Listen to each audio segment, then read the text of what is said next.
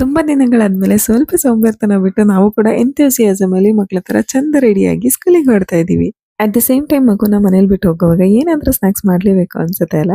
ಹಾಗೆ ಇದನ್ನ ನೀವು ಲಂಚ್ ಬಾಕ್ಸಿಗೆ ಕೂಡ ಜೊತೆಯಲ್ಲಿ ಕೊಡ್ಬೋದು. ಹೇಗ್ ಮಾಡೋದು ಅಂತ ಸಿಂಪಲ್ ಆಗಿ ನೋಡೋಣ ಬನ್ನಿ. ಫಸ್ಟ್ ಒಂದು ಪ್ಯಾನ್ ಅಲ್ಲಿ ನಿಮಗೆ ಬೇಕಾಗಿರುವಂತಹ ಡ್ರೈ ಫ್ರೂಟ್ಸ್ನೆಲ್ಲ ಫ್ರೈ ಮಾಡ್ಕೊಳ್ಳಿ. ಗೋಡಂಬಿ, ಬಾದಾಮ್, ವಾಲ್ನಟ್, ಪಿಸ್ತಾ ಇದನ್ನೆಲ್ಲ ನೀವು ಒಟ್ಟಿಗೆ ಫ್ರೈ ಮಾಡ್ಕೋಬಹುದು. ಅಂಡ್ ಸೀಡ್ಸ್ ಏನಿದೆ ಅದನ್ನ ಸ್ವಲ್ಪ ಸಪರೇಟ್ ಆಗಿ ಫ್ರೈ ಮಾಡ್ಕೊಳ್ಳಿ, ಯಾಕೆಂದ್ರೆ ಬೇಗ ಸೀದೋಗುತ್ತೆ. ಸೊ ಅದರ ಜೊತೆಗೆ ನೀವು ಸ್ವಲ್ಪ ಖಾರದ ಪುಡಿ, ಪೆಪ್ಪರ್ ಪೌಡರ್, ಹಾಗೆ ಬೈಂಡ್ ಆಗೋಕ್ಕೋಸ್ಕರ ಸ್ವಲ್ಪ ತುಪ್ಪ ಹಾಕಿದ್ರೆ ಸಾಕಾಗುತ್ತೆ. ನಿಮ್ಮ ಚಟಾಪಟ ಅನ್ನುವಂತಹ ಸ್ನಾಕ್ಸ್ ರೆಡಿ ಆಗುತ್ತೆ. ಇದ್ರ ಜೊತೆಗೆ ನಾನು ಮಕ್ಕಾನ ಚಾಕೋಸ್ ಕೂಡ ಮಾಡಿದ್ದೆ. ಅದರ ರೆಸಿಪಿನ ಆಲ್ರೆಡಿ ನನ್ನ ಯೂಟ್ಯೂಬ್ ಅಲ್ಲಿ ನಾನು ಪೋಸ್ಟ್ ಮಾಡಿದ್ದೀನಿ. ಸೊ ಇಂಟ್ರೆಸ್ಟ್ ಇರೋರು ಚೆಕ್ ಮಾಡ್ಕೋಬಹುದು.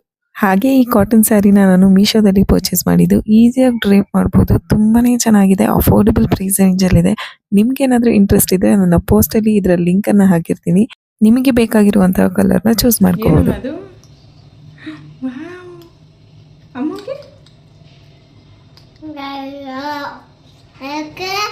ಅಮ್ಮ ಒಂದ್ ಕಡೆ ಬಂಗಾರ